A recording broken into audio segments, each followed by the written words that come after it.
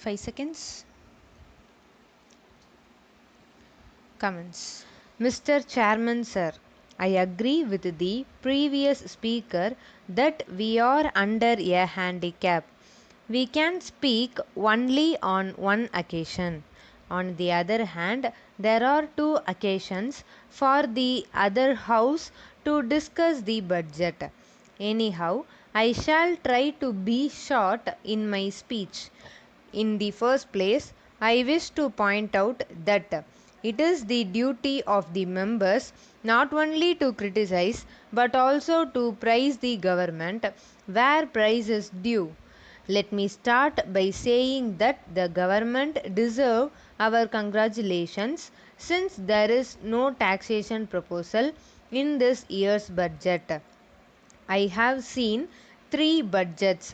I consider that this budget is one which makes a special statement of the sufferings of the people.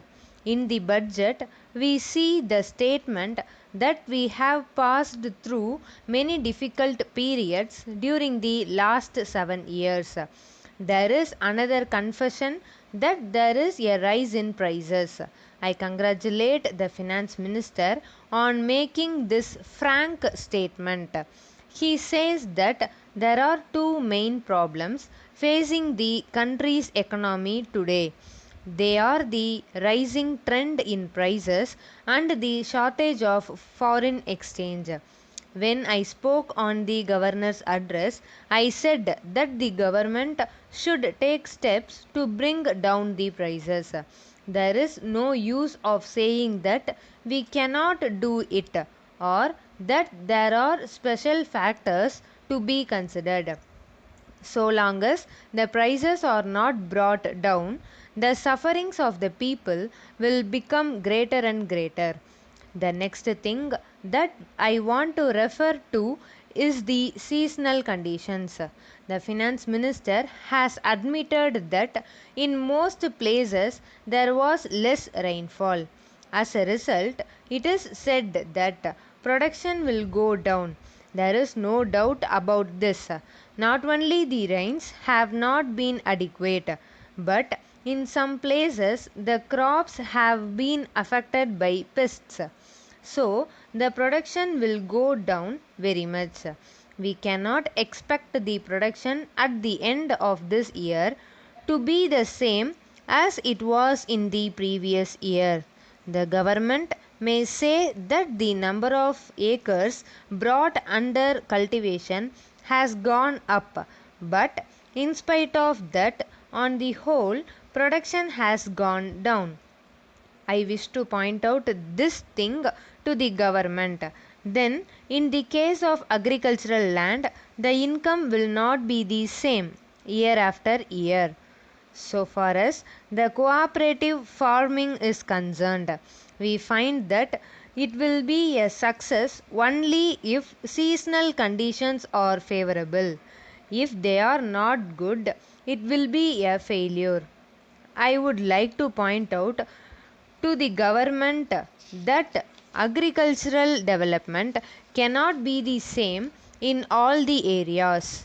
Where there are industries, we find that there is depletion of agricultural labor. As a matter of fact, if there is a heavy industry in a place, we find that in the surrounding villages, the cultivable lands are neglected. I am prepared to show the basis where such things are taking place today. So, I request the government to see that good fertile lands are not neglected. The point I wish to make is that sufficient attention is not paid to land now.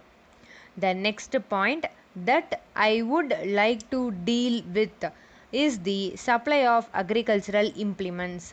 We find that they are very costly, but we can do one thing in regard to this matter. I would like to suggest that there must be cooperative societies, and through these societies government may hire out these implements at cheap rates. Then only the lands that are not now cultivated can be cultivated. Letter from Ratna Stores, Madras, to Messrs. John and Company, Madras. Dear Sirs, we are very glad to inform you that we have completed 10 years of useful service to our customers. You will be pleased to know that we shall be celebrating our 10th anniversary on the 30th of this month. On this occasion, we have great pleasure to invite you and the members of your staff and seek your continued support. As you know, an important festival comes off towards the end of the month.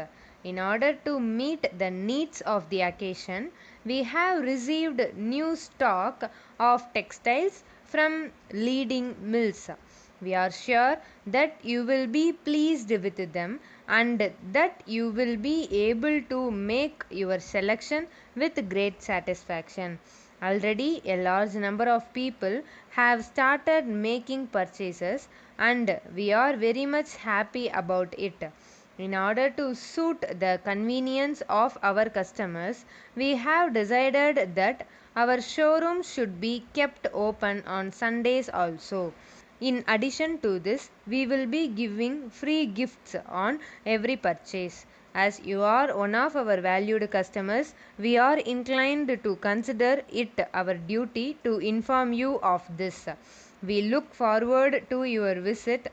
We shall be obliged if you make it convenient to visit our showroom at an early date, so that you may have the pleasure of making your best choice. Yours faithfully.